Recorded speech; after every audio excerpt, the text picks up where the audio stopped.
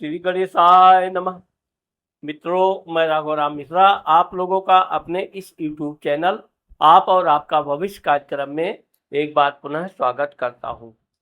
आज हम बात करने वाले हैं तुला राशि की महिलाओं का ये महीना फरवरी के बारे में। अभी मैंने जो वार्षिक कुंडली मैंने डाला तो हमारी बहुत सी माताओं बहनों ने कमेंट में लिखा कि आप मासिक फलादेश भी कीजिए, और मुझे बहुत अच्छा लगा कि क्योंकि मैं आप लोगों का कमेंट बड़े ध्यान से पढ़ता भी हूँ। तो चूंकि अब मैंने ये नया एपिसोड शुरू किया है, अगर आप लोगों का अच्छा रिस्पांस रहा तो ये निरंतर जारी रहेगा। तुला राशि की जो महिलाएं होती हैं वो जिस तरह दिल की कोमल, हृदय से साफ, स्वच्छ रहना, साफ सुथरे, राजसी ठाट बाट का भी इनको योग होता है। इस महीने में चूंकि तुला राशि का स्वामी शुक्र उच्च का बैठा हुआ है, तो उच्च का होने से इनके जो सपने हैं, बहुत सा जो इन्होंने प्रयास किया है उसमें सफलता मिलने का योग बन रहा है। लेकिन शुक्र चूंकि राहु के साथ बैठा हुआ है, तुला राशि की महिलाओं को, विशेषकर उन महिलाओं के लिए जो छोटी छोटी बातों पे थोड़ा गुस्सा कर लेती हैं, या इनके जो पति होते हैं, जीवन साथी, वो छोटी छोटी बातों पे इनको कोई ना कोई कमी निकालना, कुछ व्यंग मारना। तो ये महीने में चूंकि शुक्र राहु है, आपको थोड़ा सावधान रहना चाहिए।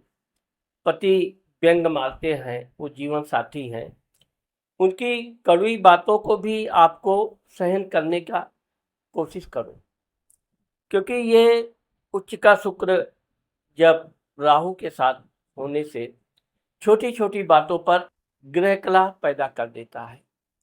विशेषकर उन लड़कियों के लिए भी मैं बताऊंगा जिनका अफेयर चल रहा है या जिनके जीवन में कोई बॉयफ्रेंड है, उनको भी क्रोध अधिक नहीं करना चाहिए। अब चूंकि आपके चतुर्थ घर में सूर्य बुधादित्य योग बन रहा है, तो इस कारण से आपके अगर घर में कोई वाहन आदि लाने का विचार बन रहा है तो आप आराम से ला सकती हैं। घर के सुखों में आपके वृद्धि होने का योग बन रहा है। हम आपको ये बताना चाहते हैं कि चूंकि शुक्र और राहु, आपके जो राशि का स्वामी शुक्र है, वो आपके छठे रोग शत्रु कर्ज स्थान में बैठा हुआ है। अगर आपने किसी को धन दे दिया है तो बहुत प्यार से पुचकार के आप उनसे धन मांगिए, ना कि आप लड़ाई कीजिए। अगर आपको आगे चल के किसी को धन देना भी है तो इस बात का ध्यान रखिए कि क्योंकि आपका राशि का स्वामी छठे घर में बैठा है, कि ये आगे चलकर कोई विवाद ना हो और आसानी से आपका धन वापस मिल जाए। इस बात का आपको बहुत ध्यान रखना चाहिए। वैसे तो आपके पति घर का मालिक यानी सप्तम घर का मालिक मंगल आपके भाग्य स्थान में, धर्म स्थान में बैठा हुआ है, तो उन लड़कियों के लिए ये भी महीना बड़ा अच्छा है जिनका शादी विवाह से संबंधित कोई बातचीत चल रही है, तो वो सफल होने का योग बन रहा है। क्योंकि मंगल बकरी है, इसलिए धीरे धीरे बातचीत आगे बढ़ेगी, लेकिन ये सार्थक रहेगी। अब यहाँ पर हम आपको ये बताना चाहते हैं कि वैसे तो आपके 12वें घर में केतु बैठा हुआ है। यही जब लग्न कुंडली में 12वां केतु होता है तो उसको मोक्ष योग मानते हैं। तो अभी आपका 12वां केतु चल रहा है, इसलिए इस बात का ध्यान रखिए कि आप दान धर्म जितना करना है खूब कीजिए, लेकिन उसकी चर्चा, उसकी बड़ाई करने की कोई ज़रूरत नहीं है। अब चूंकि आपके पंचम घर में शनि महाराज बैठे हुए हैं, पंचमेश पंचम स्थान यानी आपके संतान, विद्या, बुद्धि भाव का मालिक होकर, अगर आप कोई परीक्षा इत्यादि देने जा रही हैं तो आप बिल्कुल कॉन्फिडेंस के साथ आप परीक्षा में बैठिए। यह महीना आपके लिए अच्छा जा रहा है। अब यहाँ पर हम आपको ये बताना चाहते हैं कि जो सूर्य आपके लाभ घर का मालिक होकर आपके चौथे घर में बैठा है, माता, मित्र, मकान, सुख भाव में सुखों में वृद्धि करेगा। घर मकान से संबंधित कोई कार्य है तो उसमें भी आपको सफलता मिलेगा। ये सूर्य 13 फरवरी 2025 को आपके पंचम घर में आ रहा है। अब यहाँ पर आपको इस बात का ध्यान रखना है कि 13 फरवरी से आपको अपने क्रोध को बिल्कुल नियंत्रण में रखना है, क्योंकि ये पितृदोष की कुंडली बन जाती है। ये सिर्फ 1 महीने का ही मामला है, तो इस दौरान आपको अपने संतान से संबंधित बहुत नम्रता से बच्चों से बातचीत करना चाहिए। बच्चों को अच्छी सलाह देनी चाहिए। विशेषकर अगर आपके बच्चे पढ़ने में थोड़े कमज़ोर हैं तो आप उनको जितना प्यार से बातचीत करोगी उतना उनका कॉन्फिडेंस भी बढ़ेगा, पढ़ने में उनका मन भी लगेगा। लेकिन बच्चों से किसी तरह का आप विवाद ना करें या उनको अधिक जोर से डांट डपटने की भी ज़रूरत नहीं है। ये जो सूर्य शनि की युति है इसे अशुभ नहीं मानते हैं, क्योंकि यहाँ पर आपके बच्चे की चलेगी। वो जो जिद करेगा कि हमको खेलना है तो उसको कुछ समय के लिए आप खेलने के लिए छूट दे दीजिए, बाद में वो पढ़ेगा भी। आप जिद पे आ जाएंगी फिर वो भी जिद पे आएगा, तो छोटी छोटी बातों का आपको इस महीने में ध्यान रखना है।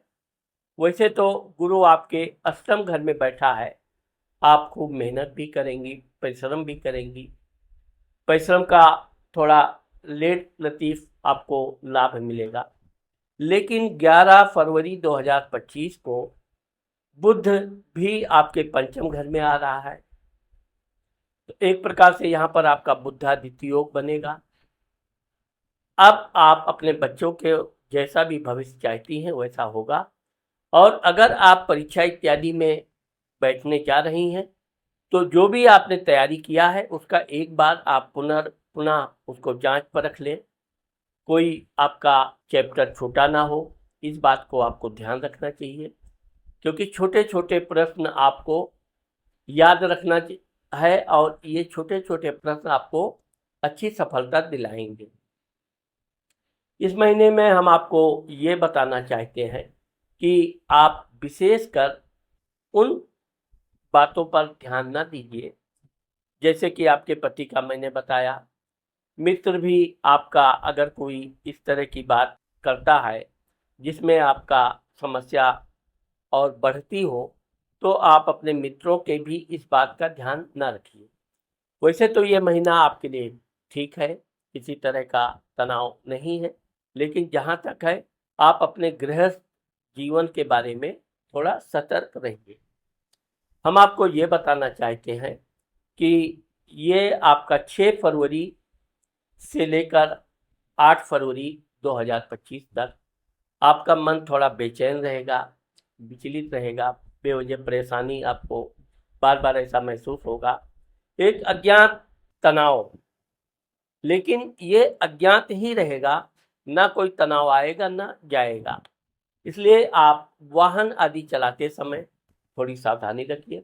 और कोई बड़ी डील करने वाले हैं तो 6 से 8 तारीख तक आप कोई भी पेपर पे साइन करने से पहले अच्छी तरह उसको जांच परख करके ही आप साइन कीजिए। आपको हम ये बताना चाहते हैं कि 15 फरवरी से लेकर 17 फरवरी के बीच आपको कोई यात्रा करने का अवसर मिल सकता है। इस दौरान आपका धन व्यय भी होगा, लेकिन ये यात्रा आपके लिए एक प्रकार से अच्छा ही रहेगा। आपको यात्रा करने का अगर कोई विचार है तो आप अपनी यात्रा आगे बढ़ाइए। अब सबसे अच्छी चीज़ इस महीने में आपकी यही है कि जब सूर्य 13 फरवरी को परिवर्तित होकर आपके पंचम भाव में आएगा, तो अगर आप व्यापार बिजनेस करती हैं तो व्यापार बिजनेस में आपको अच्छा लाभ मिलेगा, आपके कार्य में वृद्धि होने का योग है। और अगर आप नौकरी आदि कर रही हैं तो अधिकारियों से भी आपके संबंध अच्छे रहेंगे। इस महीने में आपको बिल्कुल तनाव नहीं लेना चाहिए, और जहाँ तक हो सके आप अगर पढ़ाई लिखाई कर रही हैं तो आप अपनी पढ़ाई लिखाई करते समय, हाँ यह है कि आपको इस महीने में जल अधिक पीना चाहिए, जिससे आपका स्वास्थ्य अच्छा रहे और हाजमा में कोई प्रॉब्लम ना हो। मैं आपको यहाँ पर यह बताना चाहता हूँ कि अगर आपने मेरे कुंडली को, मेरे इस चैनल को अभी तक सब्सक्राइब नहीं किया है तो आप अभी सब्सक्राइब कर दीजिए, क्योंकि आने वाले समय में मैं तुला राशि की महिलाओं के लिए और भी बहुत अच्छे अच्छे वीडियो लाने वाला हूँ, जो आपको सबसे पहले प्राप्त हो। साथ ही अगर आप अपनी व्यक्तिगत कुंडली का परामर्श हमसे लेना चाहती हैं तो ये मेरा मोबाइल नंबर है, आप इस पर संपर्क करके हमसे परामर्श ले सकती हैं। नमस्कार।